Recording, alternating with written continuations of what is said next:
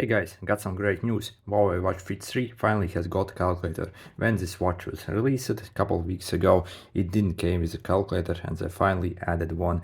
You have to actually go to your app store to download it.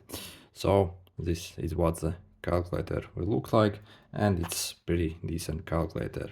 So I'm not really sure why they didn't include when it was launched, but it's added now. By the way, by default, when you get this phone, you do not have this calculator. You have to actually install it. So go to your Huawei Health app, open that one, and then go to your devices. Click on your Huawei Watch Fit 3, then click on App Gallery. Okay, let it load. And as you see, install this basically one calc, and click the install button. It will be installed and download basically. By the way, I still have some bad news for iPhone users. You do not get this app gallery on iPhones, only on Androids. Yeah, that really sucks. I don't really know why they have made it like that, if that iPhones can't install these apps.